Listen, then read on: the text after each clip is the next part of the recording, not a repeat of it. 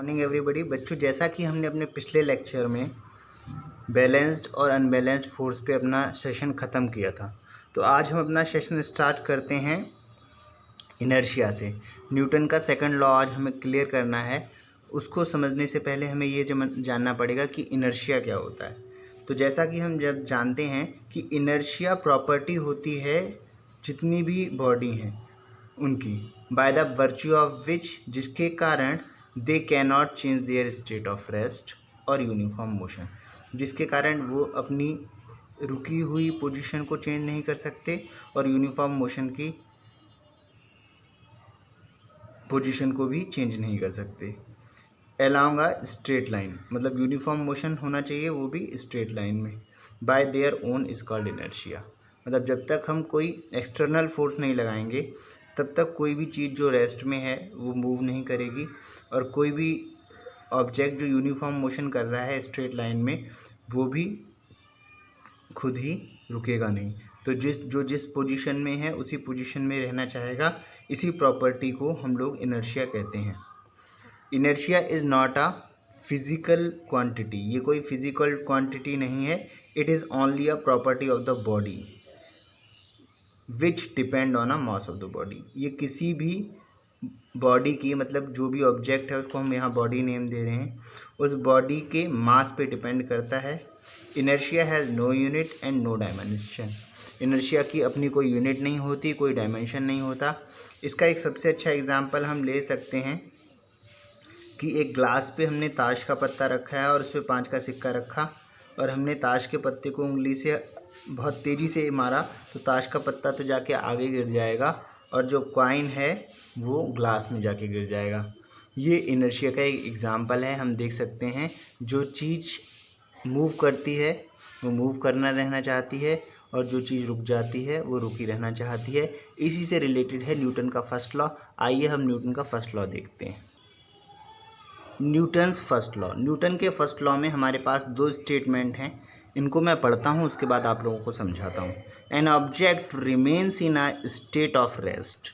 एक ऑब्जेक्ट हमेशा रेस्ट में रहेगा या रहना चाहेगा, और uniform motion in a straight line, या यूनिफॉर्म मोशन में रहना चाहेगा जब वो स्ट्रेट लाइन में मोशन कर रहा हो, अनलेस कंपेल्ड टू चेंज, जब तक कि उसको कंपेल ना किया जाए, मतलब मजबूर ना किया जाए चेंज करने के लिए। That's by an applied unbalanced force. और जो हम कंपेल करेंगे वो हम एक्सटर्नली अनबैलेंस्ड फोर्स लगा के उसे कंपेल करेंगे। तो पहली डेफिनेशन ये हो गई।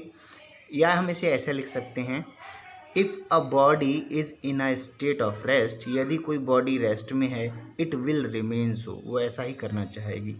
And if it is in the state of motion, यदि वो मोशन कर रही है, it will keep moving in same direction, तो वो सेम डायरेक्शन में मूव करती रहेगी विद सेम स्पीड, उसी स्पीड के साथ, अनलेस, जब तक कि an external unbalanced force is applied on it, जब तक कि उस पर कोई बाहर से अनबैलेंस्ड फोर्स अप्लाई ना किया जाए।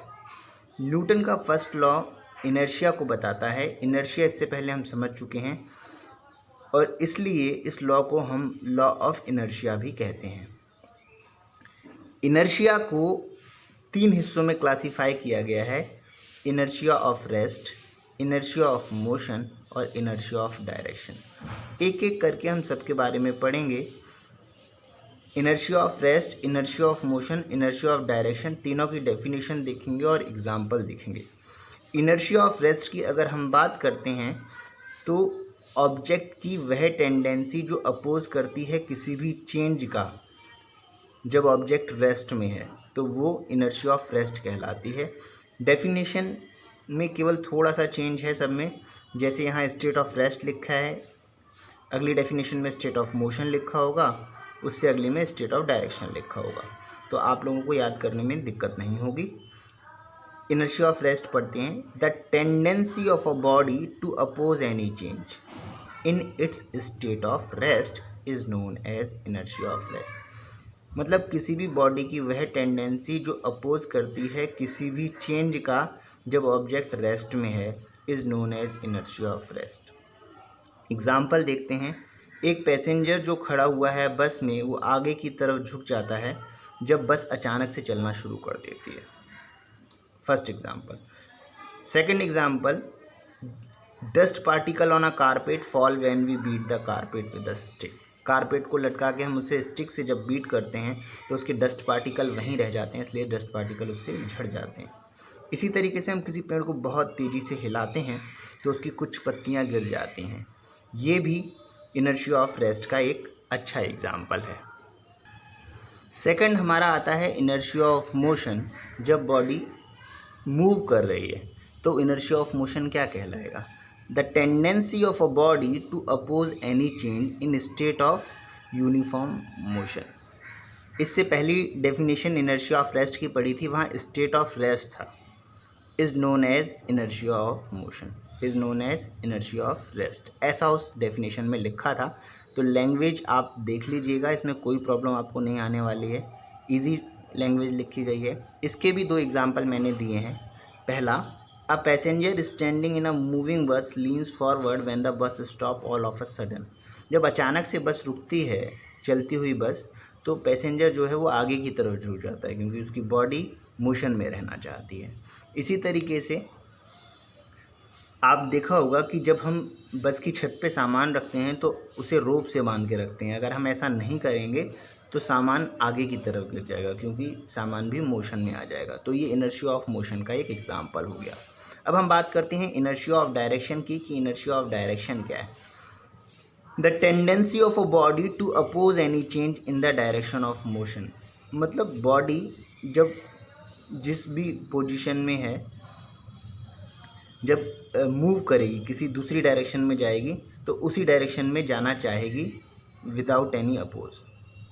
The tendency of a body to oppose any change in its direction of motion is known as inertia of direction. इसके एग्जाम्पल की अगर बात करें तो एक फास्ट मूविंग बस जब बहुत तेज़ी से कर्व पे मुड़ती है तो सारे पैसेंजर जो हैं वो कर्व की तरफ झुक जाते हैं, away from the centre of curve road. दूसरा एग्जाम्पल अगर हम बात करें तो जब हम पानी में साइकिल चलाते हैं तो जो कुछ बूंदें हमारे पहिए से चिपक जाती हैं वो ऊपर की तरफ आती हैं, मतलब टेंजेंशियली जाती हैं। टेंजेंशियली का मतलब जैसे इस तरीके से हमारे साइकिल का पहिया है और बूंदें यहाँ से लगीं तो बूंदें इस तरीके से उड़ के ऊपर की तरफ आएंगी।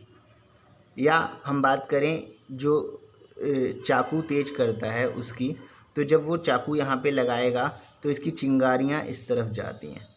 तो ये सब एग्जाम्पल हुए आपके इनर्शिया ऑफ डायरेक्शन का।